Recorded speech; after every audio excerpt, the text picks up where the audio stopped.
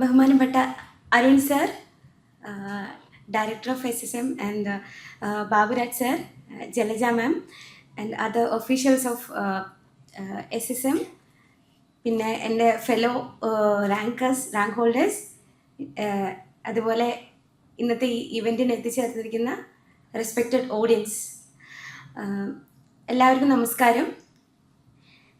ഒത്തിരി സന്തോഷമുണ്ട് ഇങ്ങനൊരു ഇവൻറ്റ്. സാറ് പറഞ്ഞതുപോലെ, അരുൺ സാറും ബാബുരാജ് സാറൊക്കെ സൂചിപ്പിച്ചതുപോലെ, ഫോർ ദ ഫസ്റ്റ് ടൈമാണ് ഇത്രയും നല്ലൊരു നമ്പറിൽ PWD candidates from Kerala clear ചെയ്യുന്നത്. അതിൻ്റെ ഒരു സന്തോഷത്തിന് വേണ്ടി, അല്ലെങ്കിൽ അത് ഓണർ ചെയ്യാനുള്ള ഒരു ഇവൻ്റാണിത്. അതിൻ്റെ ഒരു ബിഗിനിങ് ഇവൻ്റ് എന്നുള്ള നിലയ്ക്ക് അതിൻ്റെ പാർട്ടാവാൻ പറ്റിയതിൽ ആസ് എ പേഴ്സൺ എനിക്ക് ഒരുപാട് സന്തോഷമുണ്ട്.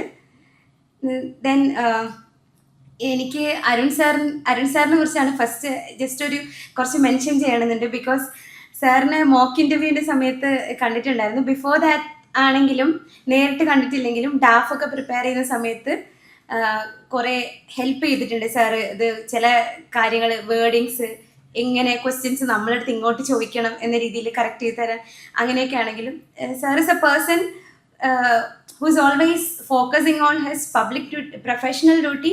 അതേപോലെ തന്നെ ഒരു നല്ല number of aspirants civil service കമ്മ്യൂണിറ്റിയിലേക്ക് വരണമെന്ന് ആത്മാർത്ഥമായിട്ട് ആഗ്രഹിക്കുന്ന ഒരു വ്യക്തിയാണ്. അത് എല്ലാവർക്കും പറ്റണമെന്നില്ല. ആൻഡ് അതേപോലെ ഇവിടെ ഇല്ലെങ്കിലും അദീല മാം ഞാൻ ആദ്യമായിട്ട് ഞാൻ സ്കൂളിൽ പഠിക്കുന്ന സമയത്താണ് മാം ക്ലിയർ ചെയ്യുന്നത്. അപ്പം ഇങ്ങനെ കേട്ടിട്ടുണ്ടായിരുന്നു മാമിൻ്റെ ഇൻ്റർവ്യൂ പത്രത്തിൽ വന്നിട്ട് എൻ്റെ ഉമ്മ എനിക്ക് വായിച്ചു തരുമായിരുന്നു. എങ്ങനെയാണ് ഒരു ഡോക്ടറായിട്ട്, പിന്നെ അതേപോലെ ഒരു പാർട്ട്ണറിൻ്റെയും പാരൻസിൻ്റെയും സപ്പോർട്ടോടുകൂടി എങ്ങനെയാണ് ക്ലിയർ ചെയ്തത് എന്നുള്ളത് ആ ഒരു എക്സ്പീരിയൻസ് കുറേ കണ്ടിട്ടുണ്ട്. Ma'am is one of the, as Ajay said, ma'am ഒരു വൺ ഓഫ് ദ മോട്ടിവേഷനാണ്. നാട്ടിൽ നിന്നുള്ള ഒരാളെന്ന് പറയുമ്പോൾ നമുക്ക് പ്രത്യേക സന്തോഷമായിരിക്കുമല്ലോ. പിന്നെ അതേപോലെ ബാബുരാജ് സാർ, ഞങ്ങൾ കോട്ടയം നിന്ന് കണ്ടതാണ്, അവിടെ നിന്നാണ് ഫസ്റ്റ് പരിചയപ്പെടുന്നത്. സാർ ഇപ്പോഴും മോളെന്നാണ് അഡ്രസ്സ് ചെയ്യുന്നത്, അത് നിങ്ങൾ ശ്രദ്ധിച്ചിട്ടുണ്ടാവും. ഒരു മോർ ദാൻ ആൻ ഒഫീഷ്യൽ ഒരു ഫാദർലി, അല്ലെങ്കിൽ ഒരു ഭയങ്കര ഒരു കൈൻഡ് ഓഫ് ഒരു ചുരുങ്ങിയ സമയം കൊണ്ട് തന്നെ ഒരു കൈൻഡ് ഓഫ് ഫീലായി. സാറ് ഇവിടെ ഇരിക്കുമ്പോൾ, ഇപ്പോൾ ഇവിടെ വന്നിട്ട് ഒരു 10-15 മിനിറ്റ് നമ്മൾ ഇൻട്രാക്ട് ചെയ്തിരുന്നു. ഡിപ്പാർട്ട്മെന്റിലുള്ള അല്ലെങ്കിൽ കുറേ കാര്യങ്ങൾ എനിക്ക് പറഞ്ഞു തന്നിട്ട് സാർ എൻ്റെ അടുത്ത് പറയാം, ഇതിനൊക്കെ ബ്രേക്ക് ചെയ്ത്, അല്ലെങ്കിൽ ഇതൊക്കെ അതേപടി ഫോളോ ചെയ്യുന്ന, ചില ബ്രേക്ക് ചെയ്യേണ്ട കാര്യങ്ങൾ ബ്രേക്ക് ചെയ്യുന്ന, അല്ലെങ്കിൽ നല്ല കാര്യങ്ങൾ അതേപോലെ ഫോളോ ചെയ്യുന്ന ഒരു IAS ഓഫീസറായിട്ട് മോള് മാറണം. അപ്പോഴത്തേക്ക് നമ്മളൊക്കെ പോയിട്ടുണ്ടാവും. സാർ എത്ര ആസ്പിറേഷനാണ് സാറിന് ഒരു പ്രൊഫഷണൽ ഡ്യൂട്ടീൻ്റെ അടുത്ത്, അതേപോലെ ഒരു സൊസൈറ്റിയൽ ചേഞ്ച് മേക്കിങ്ങിന് സാറിന് ഉള്ളതെന്നുള്ളത് സാറിൻ്റെ അടുത്ത് ജസ്റ്റ് ഒന്ന് ഇൻറ്ററാക്ട് ചെയ്യുമ്പോൾ മനസ്സിലാവും. അതേപോലെ ജലജ മാം, മീൻസ് ഒരു ഉദ്യോഗസ്ഥരോട് നമ്മൾ ഇൻറ്ററാക്ട് ചെയ്യുമ്പോൾ നമുക്ക് കിട്ടുന്ന ഒരു കോൺഫിഡൻസ്, നാളെ നമ്മൾ ഇതിൻ്റെ ഭാഗമാവും എന്ന് പറയുമ്പോൾ ഉള്ളൊരു അത് വേറെ തന്നെ ഒരു സ്ട്രെങ്ത് ആണ്. അതേപോലെ coming in to my journey, ഞാൻ കോഴിക്കോട് സ്വദേശിയാണ്. വില്യാപ്പള്ളി, വടകര വില്യാപ്പള്ളി എന്ന് പറഞ്ഞ അവിടെ ഒരു വില്ലേജ്, ഒരു ഗ്രാമമാണ്. ഞങ്ങളുടെ നാട്ടിലുള്ള ആദ്യത്തെ സിവിൽ സർവീസ് ഓഫീസറാണ് ഞാൻ. അതിൻ്റെ സന്തോഷം എൻ്റെ നാട്ടുകാർക്കും എല്ലാവർക്കും ഉണ്ട്. ആൻഡ് അതേപോലെ ഞങ്ങൾ 4 പെൺകുട്ടികളാണ് വീട്ടിൽ. എനിക്ക് 3 സഹോദരിമാരാണ്, മൂത്തതാണ്, ഞാനാണ് ഏറ്റവും ഇളയത്. ഞാൻ ജലജ മാമിൻ്റെ അടുത്ത് പറഞ്ഞതുപോലെ, എനിക്ക് എൻ്റെ മൂത്ത സഹോദരിമാരെല്ലാവരും ഒരു 10-18 വയസ്സാകുമ്പോൾ തന്നെ, അതായത് ഒരു കോൺസ്റ്റിറ്റ്യൂഷണൽ മാൻഡേറ്റ് ഏജ് എന്നൊരു സാധനം കഴിയുമ്പോൾ തന്നെ കല്യാണം കഴിഞ്ഞ് പോയ ആളുകളാണ്. ഒരു കൺസർവേറ്റീവ് ഫാമിലിയാണ്. ആ ഫാമിലിയിൽ നിന്നുകൊണ്ട് ഇതേപോലെ പഠിക്കാനോ, അല്ലെങ്കിൽ അന്നത്തെ സാഹചര്യത്തിൽ ഇറ്റ് വാസ് ഇൻ 90s, ആ ഒരു ടൈമിൽ പഠിക്കാനോ അതിനുള്ള ആസ്പിറേഷനോ അവർക്ക് ഉണ്ടായിട്ടുണ്ടോയെന്ന് അറിയില്ല. മോട്ടിവേഷനും ഇല്ലായിരുന്നു.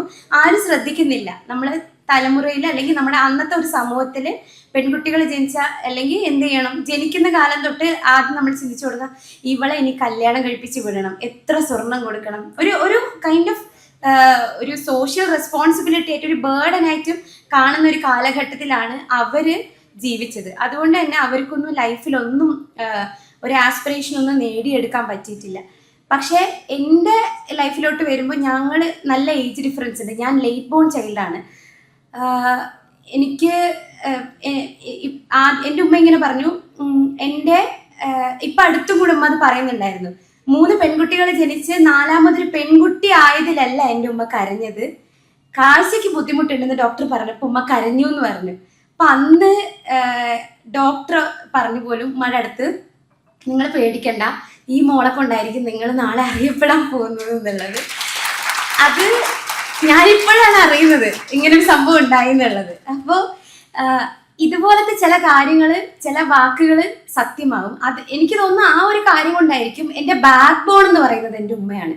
എൻ്റെ ഉമ്മ ഇല്ലായിരുന്നെങ്കിൽ ഞാൻ ഒരിക്കലും ഈ ഒരു ഫീൽഡിലോട്ട് എനിക്ക് ഈ ഫീൽഡിൽ നിന്നല്ല, വീട്ടിൻ്റെ പുറത്ത് അല്ലെ ഒരു കോഴിക്കോട് എന്ന് പറഞ്ഞൊരു സർക്കിളിൽ നിന്ന് എനിക്ക് പുറത്ത് വരാൻ പറ്റുമായിരിക്കും എന്ന് എനിക്ക് തോന്നുന്നില്ല. ഉമ്മക്ക് ഭയങ്കര പേടിയാണ് എന്നെ പുറത്തൊക്കെ വിടുമ്പോഴൊക്കെ. പക്ഷെ ഞാൻ ഈ സ്കൂളൊക്കെ വിട്ട് വരുമ്പം ഞാൻ എൻ്റെ ഫ്രണ്ട്സിൻ്റെ കൂടെ നമ്മൾ ഇങ്ങനെ ചോക്ലേറ്റ്സ് ഒക്കെ കഴിച്ച് വളരെ സമാധാനത്തോടു കൂടെയൊക്കെ ആയിരിക്കും വരിക. മഴയൊക്കെ പെയ്തു തുടങ്ങുമ്പോൾ ഉമ്മക്ക് ഭയങ്കര ടെൻഷനായിട്ട് ഗേറ്റിൻ്റെ അവിടെ ഇങ്ങനെ നിൽക്കും. അവിടെ നിൽക്കുമ്പോൾ ഉമ്മ ഇങ്ങനെ വഴി പോകുന്നവരോടൊക്കെ നാട്ടിലായതുകൊണ്ട് എല്ലാവർക്കും അറിയായിരിക്കുമല്ലോ, ഇങ്ങനെ പറയും, എൻ്റെ മോളെ കണ്ടിട്ടുണ്ടെങ്കിൽ ഒന്ന് പെട്ടെന്ന് വരാൻ പറയണേ എന്ന് പറയും. ഞങ്ങൾ സ്കൂള് വിട്ട് ഞാൻ എൻ്റെ വീട്ടിലെത്തുന്നതിന് മുന്നേ മിനിമം ഒരു 3-4 പേര് പറഞ്ഞിട്ടുണ്ടാവും, അതെ വേഗം ചെല്ലു കേട്ടോ, എൻ്റെ ഉമ്മ അവിടെ കാത്തു നിൽക്കേണ്ടത് എന്നുള്ളത്. അപ്പോൾ ആ പേടി ഉമ്മക്ക് ഉണ്ടെങ്കിലും എന്നെ അങ്ങനെ ഓപ്പൺ ആക്കി വിട്ടിരുന്നു ഫോർ മൈ മൊബിലിറ്റി. അത് ഉമ്മക്ക് ചിലപ്പോൾ ആ ഡോക്ടർ പറഞ്ഞ വേർഡായിരിക്കാം, അതായിരിക്കാം ഉമ്മക്ക് മേ ബി ഇൻസ്പിറേഷൻ ആയത്. അങ്ങനെ സ്കൂളിൽ പഠിക്കാൻ വിട്ടു, കോളേജിൽ പഠിക്കാൻ വിട്ടു. അത് കഴിഞ്ഞതിന് ശേഷം എനിക്ക് പുറത്ത് പോയി, ടാറ്റ ഇൻസ്റ്റിറ്റ്യൂട്ടിലാണ് ഞാൻ PG ചെയ്തത്. അപ്പോൾ പുറത്ത് പോയി പഠിക്കണം എന്ന് പറഞ്ഞപ്പോഴത്തേക്കും വീട്ടിൽ മൊത്തം എതിർപ്പായിരുന്നു, അവളെ കൊണ്ട് എങ്ങനെ ഹാൻഡിൽ ചെയ്യാൻ പറ്റും.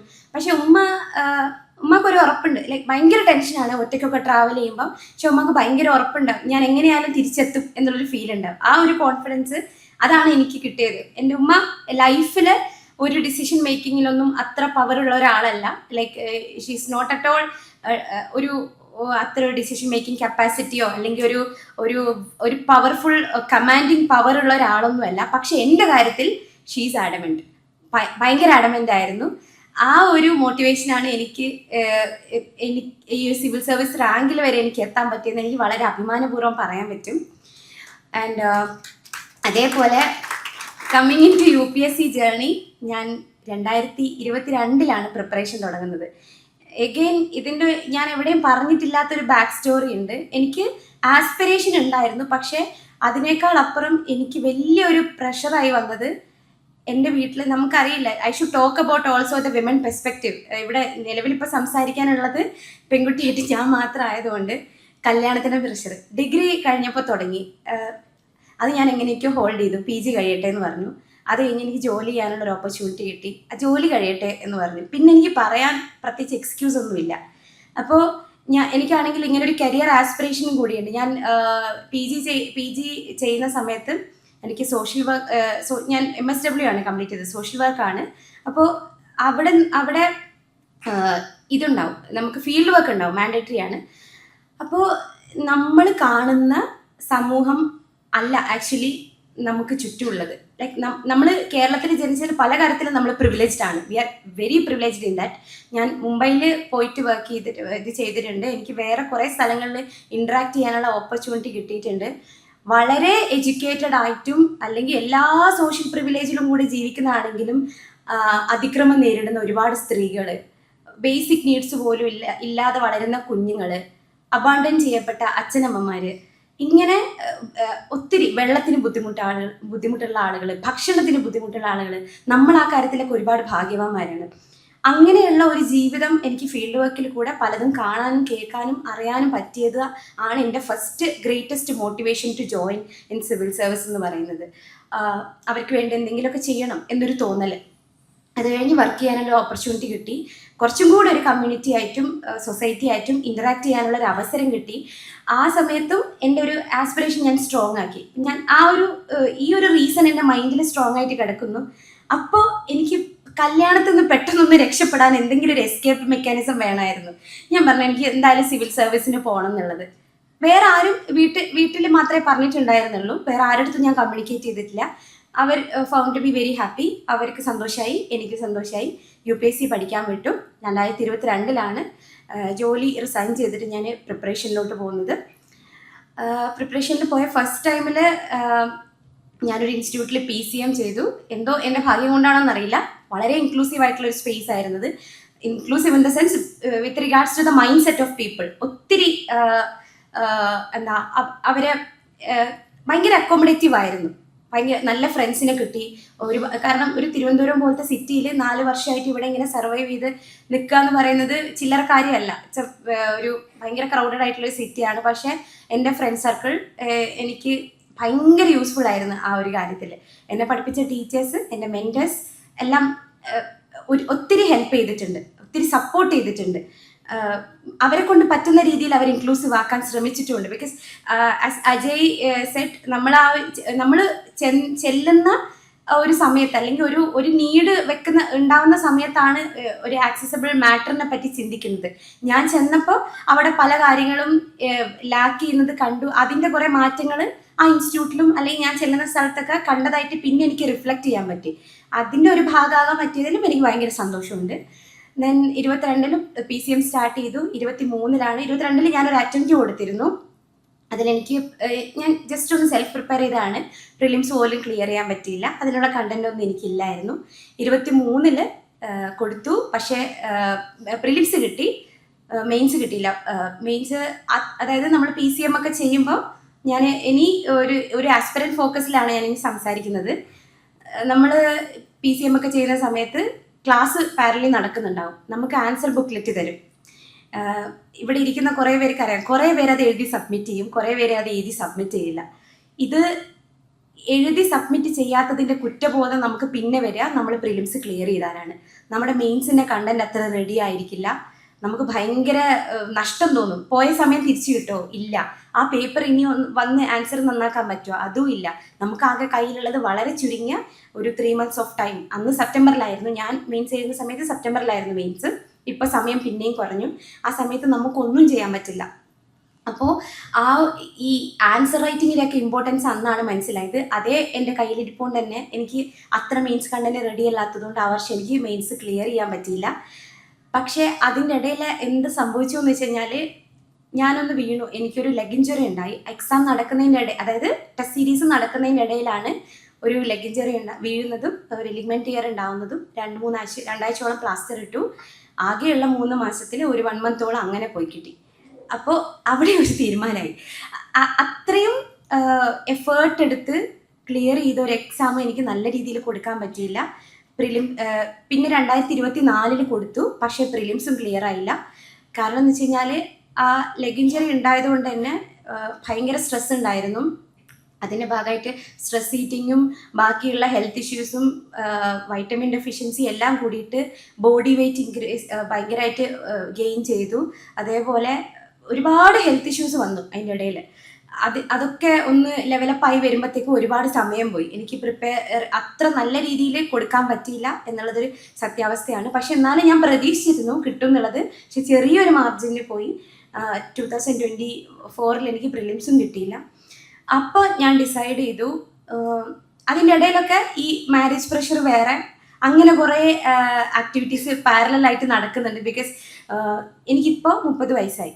ഞാൻ ഈ പറഞ്ഞ പോലെ ഒരുപാട് ബാരിയേഴ്സ് അല്ലെങ്കിൽ ഒരുപാട് ചാലഞ്ചസും പറയുന്ന ആളുകൾ കുറേ ക്രിറ്റിസിസംസ് കേട്ടുകൊണ്ടാണ് പഠിക്കുന്നത്. സോ നമ്മളെ സംബന്ധിച്ചിടത്തോളം വയസ്സാവുകയാണ്, പ്രായം ഇങ്ങനെ അതിക്രമിച്ചുകൊണ്ടിരിക്കുകയാണ്, നല്ല കല്യാണമൊന്നും വരില്ല.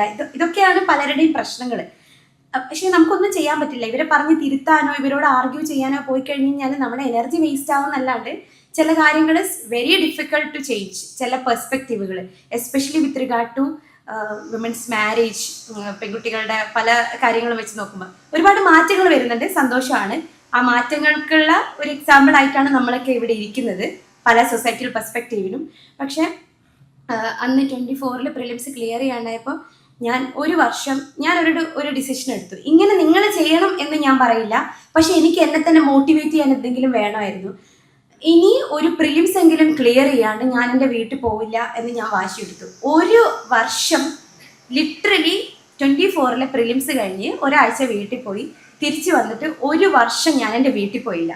അടുത്ത പ്രിലിംസ് കിട്ടുന്നത് വരെ കിട്ടിക്കഴിഞ്ഞ് ആ സമയത്താണ് പിന്നെ ഞാൻ വീട്ടിൽ പോയത്. അതിൻ്റെ ഇടയിൽ എനിക്ക് 24-ലെ പ്രിലിംസ് കിട്ടിയില്ലെങ്കിലും കിട്ടിയതുപോലെ ഞാൻ എൻ്റെ മൈൻഡിൽ അങ്ങ് കാൽക്കുലേറ്റ് ചെയ്തു. വളരെ സ്ട്രിക്റ്റ് ആയിട്ട് ആൻസർ റൈറ്റിംഗ് ഫോളോ ചെയ്തു.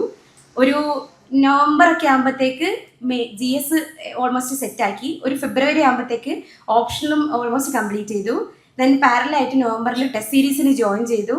അങ്ങനെ എൻ്റെ ലൈഫിൽ എനിക്ക് 2025 ഒരു പ്രിലിംസെങ്കിലും എനിക്ക് കിട്ടണം, സർവീസ് കയറണം എന്നുള്ളതാണ് അൾട്ടിമേറ്റ് മോട്ടീവ്. പക്ഷേ പ്രിലിംസ് കിട്ടാണ്ട് പോലും ഒരു വിക്ടറി ഇല്ലാണ്ട് ഞാൻ കയറില്ല, ഞാൻ എൻ്റെ വീട്ടിൽ പോകില്ല എന്ന് ഞാൻ ഡിസൈഡ് ചെയ്തിരുന്നു. ഞാൻ പോയുമില്ല, പക്ഷേ പിന്നെ എനിക്ക് കിട്ടി. പക്ഷേ അവിടെ എനിക്ക് ഒരുപാട് കാര്യങ്ങൾ സാക്രിഫൈസ് ചെയ്യേണ്ടി വന്നിട്ടുണ്ട്. കുറേ ഹേർഡിൽസ് കേട്ടിട്ടുണ്ട്, ഹേർഡിൽസ് ഫേസ് ചെയ്തിട്ടുണ്ട്, കുറേ ക്രിറ്റിസിസംസ് കേട്ടിട്ടുണ്ട്. ഞങ്ങളുടെ ഫാമിലി ഫംഗ്ഷൻ ഇതൊക്കെ വരുമ്പോൾ ഞാൻ ഉണ്ടാവില്ല. So people was thinking that എനിക്കെന്തോ കാര്യമായിട്ടുള്ള പ്രശ്നമുണ്ട്, അതുകൊണ്ടാണ് ഞാൻ വരാത്തത്, ഞാൻ ഡിപ്രഷനിലാണ്. ഞാൻ ഈ ഒരു എക്സാമ്പിൾ ഇവിടെ പറയാനുള്ള റീസൺ, ആളുകൾ പലതും പറയും, പല രീതിയിലും നമ്മളെ ഡീമോട്ടിവേറ്റ് ചെയ്യും. ഞാൻ ആരോടും ഒരിക്കൽ ഞാൻ പറഞ്ഞിട്ടുണ്ട്, നമ്മളെ തളർത്താനാണ് ആളുകൾ കൂടുതലുള്ളത്, വളർത്താനല്ല. So be the thought in that mind. ആ ഒരു കാര്യം നമ്മൾ നമ്മുടെ ലക്ഷ്യത്തിൽ ഫോക്കസ്ഡ് ആണെങ്കിൽ നമുക്ക് 100% പൊട്ടൻഷ്യൽ, 110% പൊട്ടൻഷ്യൽ നമുക്ക് കൊടുക്കാൻ പറ്റുമെങ്കിൽ നിങ്ങൾക്ക് ഏത് ഡ്രാസ്റ്റിക് സ്റ്റെപ്സും എടുക്കാം. Definitely that will pay back in the mode of success. അതെനിക്ക് ഉറപ്പുണ്ട്.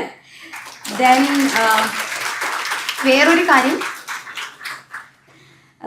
Coming in to the aspect of disability എന്ന് പറയുമ്പോൾ തന്നെ ഞാനൊരു വിമൻ വിത്ത് ഡിസബിലിറ്റി എന്നുള്ള രീതിയിൽ ആ ഒരു നറേഷൻ ഞാൻ കൊണ്ടുപോവാണ്. ദ റീസൺ ഇസ് ദാറ്റ് ഒറ്റയ്ക്ക് ട്രാവൽ ചെയ്യുന്ന ഒരാളാണ് ഞാൻ ഓൾമോസ്റ്റ്. അപ്പം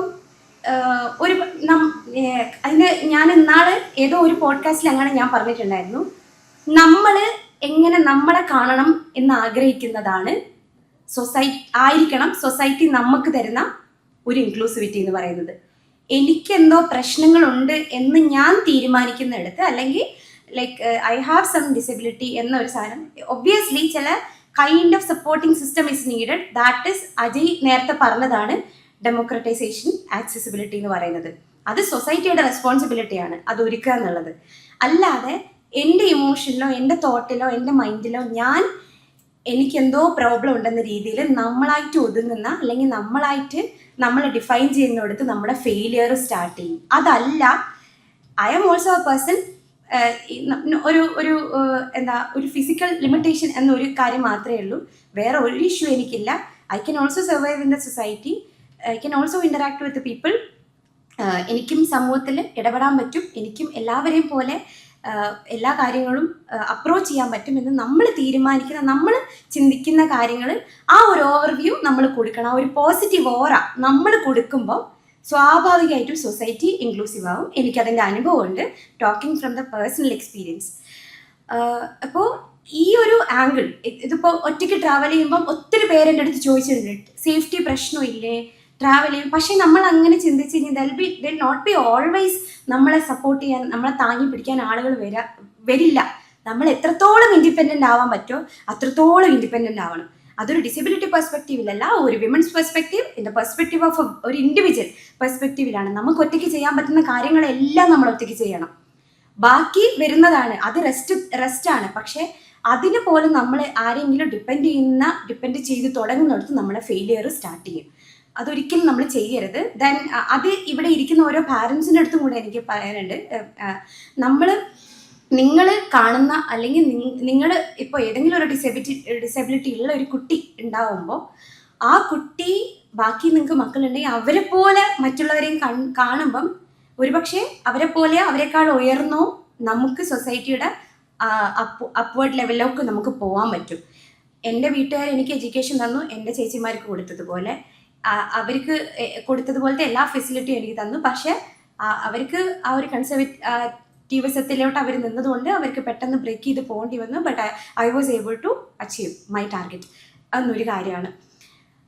പിന്നെ ഇതേപോലെ വേറൊരു ഇമ്പോർട്ടൻ്റ് ആയിട്ടുള്ള കാര്യം എന്ന് പറയുന്നത്, നമ്മൾ കൺസിസ്റ്റൻ്റ് ആയിട്ടിരിക്കുക, പോസിറ്റീവായിട്ടിരിക്കുക. നമുക്ക് എന്ത് വേണമെന്നുള്ളത് നമ്മൾ ഡിസൈഡ് ചെയ്യണം. ഞാൻ നേരത്തെ മാമിൻ്റെ അടുത്ത് പറഞ്ഞതുപോലെ എൻ്റെ ജീവിതത്തിൽ ഞാൻ എന്താവണമെന്ന് തീരുമാനിക്കുന്നത് ഞാൻ തന്നെയാണ്. വേറൊരു ബാരിയറും ആളുകൾ പറയുന്നതും കേട്ട് നിൽക്കേണ്ട ബാധ്യത നമുക്കില്ല. Unless and until if it is relevant ആയിട്ടുള്ള കാര്യമാണെങ്കിൽ നമ്മളത് അനുസരിക്കുക. അല്ലാതെ വേറെ എന്ത് പെർസെപ്ഷൻ ആണെങ്കിലും നമ്മളത് കേട്ടുകൊണ്ടിരിക്കേണ്ട ആവശ്യമില്ല. പക്ഷേ നമ്മുടെ സൊസൈറ്റിയിൽ ചില കാര്യങ്ങളുണ്ടാവും, ആ കാര്യങ്ങൾ നമ്മളങ്ങ് ഇഗ്നോർ ചെയ്ത് പോകാന്നുള്ളതാണ്. ഇപ്പം എൻ്റെ കൂടെ ഇന്ന് വന്നിരിക്കുന്നത് എൻ്റെ ബെസ്റ്റ് ഫ്രണ്ടാണ്, ലൈക്ക് എ സോൾമേറ്റ്. ആളെ എനിക്കിവിടെ UPSC ജേർണിയിൽ നിന്ന് കിട്ടിയതാണ്, ദീപ്തി. ആളുടെ അമ്മയാണ് കൂടെ വന്നിരിക്കുന്നത്. അമ്മ എൻ്റെ അമ്മ പോലെയാണ്. എനിക്ക് ട്രിവാൻഡ്രത്തൊരു വീടുണ്ട് എന്ന രീതിയിലാണ് ഞാൻ എല്ലാവരുടെ അടുത്തും പറയാറുള്ളത്. കാരണം അവരെ വീട്ടിലുള്ള ഒരു കുട്ടിയാണ് ഞാനിപ്പോൾ. എൻ്റെ വീട്ടിൽ എനിക്ക് കിട്ടുന്നതിനെക്കാട്ടിലും ഇൻക്ലൂസിവിറ്റി, ഫ്രീഡവും കാര്യങ്ങളൊക്കെ എനിക്ക് അവിടെ കിട്ടുന്നുണ്ട്. ആ വീട് എൻ്റെയും കൂടെ വീടാണ്. ആ വീട്ടിലെ എല്ലാ ഫാമിലി മെമ്പേഴ്സും എൻ്റെയും ഫാമിലി മെമ്പേഴ്സാണ്. അവളും ദീപ്തിയും ഞാനും പുറത്തേക്ക് പോകുമ്പം പല ആളുകളും അവളെടുത്ത് ഇങ്ങനെ ചോദിക്കും. അതായത് കാണുമ്പോൾ പെട്ടെന്ന് മനസ്സിലാവില്ല, ഞാൻ അങ്ങനെ അത്ര ഒരു അപ്രോച്ച് കൊടുക്കാത്തത് കൊണ്ട്. പക്ഷെ എന്നാലും സ്റ്റെപ്പൊക്കെ ഇറങ്ങുമ്പോൾ പടിയുണ്ടെന്നൊക്കെ പറയുമ്പം ആളുകൾ ചോദിക്കും, അവളടുത്ത് ഇങ്ങനെ ആക്ഷൻ വെച്ച് ചോദിക്കും, അത്രേ എന്ത് പറ്റിയതാ അങ്ങനെ ഇങ്ങനെ ചോദിക്കുന്നത്. ഞാൻ കാണൂല, ബേസിക്കലി ആദ്യം കൊണ്ടാണ് ചോദിക്കുന്നത്. അവളത് ഡിസ്മിസ് ചെയ്ത് വിടും. എനിക്ക് പക്ഷേ ആ ഒരു അപ്രോച്ച്, അവൾ വർഷങ്ങൾ കഴിഞ്ഞപ്പോഴാണ് ഇങ്ങനൊരു സംഭവം നടക്കുന്നുണ്ടായിരുന്നു എന്നുള്ളത് എൻ്റെ അടുത്ത് പറഞ്ഞത്. ആ അപ്രോച്ചാണ് ആക്ച്വലി എടുക്കേണ്ടത്. നമ്മൾ അറിയേണ്ട സാധനങ്ങൾ മാത്രം നമ്മൾ അറിഞ്ഞാൽ മതി. അവളത് വളരെ കൂളായിട്ട് ഡിസ്മിസ് ചെയ്ത് വിടും. ഡിസ്മിസ് ചെയ്ത് വിടാന്ന് വെച്ച് കഴിഞ്ഞാൽ നമുക്ക് ആ ചോദിക്കുന്ന ആക്ഷൻ, അല്ലെങ്കിൽ അവർക്ക് വേണമെങ്കിൽ ഡയറക്റ്റ് ആയിട്ട് വന്ന് നമ്മളടുത്ത് ചോദിക്കാം, എന്താണ് എന്തെങ്കിലും കാര്യം ഉണ്ടെങ്കിൽ. If they really want to know about it, they can ask and they can directly come and ask. പക്ഷെ അല്ലാത്തൊരു കാര്യമാണെങ്കിൽ അങ്ങനെ ചോദിക്കുന്ന ചോദ്യത്തിന് അല്ലെങ്കിൽ അങ്ങനെ കാണിക്കുന്ന ആക്ഷൻസിനെ അവൾ ഡിസ്മിസ് ചെയ്ത് വിടുന്നത് പോലെ ദ എൻറ്റയർ സൊസൈറ്റി ഡിസ്മിസ് ചെയ്ത് വിട്ട് ഒരു ഇൻക്ലൂസീവ് സൊസൈറ്റി, അല്ലെ ഒരു മൈൻഡ് സെറ്റ്, ആദ്യം മാറേണ്ടത് മൈൻഡ് സെറ്റാണ്. ആ ഒരു മൈൻഡ് സെറ്റ് ചേഞ്ചിലോട്ട് മാറുമ്പം നമ്മുടെ സൊസൈറ്റി ഒന്നുകൂടെ ആക്സസിബിൾ ആവും, ഇൻക്ലൂസീവ് ആവും. ഇൻക്ലൂസീവ് ആകുമ്പം ഇന്ന് ഞങ്ങൾ 5 പേരാണെങ്കിൽ നാളെ സാറ് പറഞ്ഞതുപോലെ 10ഓ 15ഓ വലിയൊരു pool of people from all background നമ്മുടെ ഡിപ്പാർട്ട്മെൻറ്റ് ഓഫ് സോഷ്യൽ ജസ്റ്റിസിനെ അവരെ ഓണർ ചെയ്യാൻ പറ്റും എന്ന കാര്യമാണ് എനിക്ക് പറയാനുള്ളത്. താങ്ക് യു സോ മച്ച് ഈ ഒരു ഫെലിസിറ്റേഷൻ പ്രോഗ്രാം ഇവിടെ കണ്ടക്ട് ചെയ്തതിനും നിങ്ങളായിട്ട് ഇത്രയും കാര്യങ്ങൾ ഇൻറ്ററാക്ട് ചെയ്യാൻ പറ്റിയതിൽ ഒരുപാട് സന്തോഷം. ഒരിക്കൽ കൂടി എല്ലാവർക്കും നന്ദി അർപ്പിച്ചുകൊണ്ട് നിർത്തുന്നു. നന്ദി, നമസ്കാരം.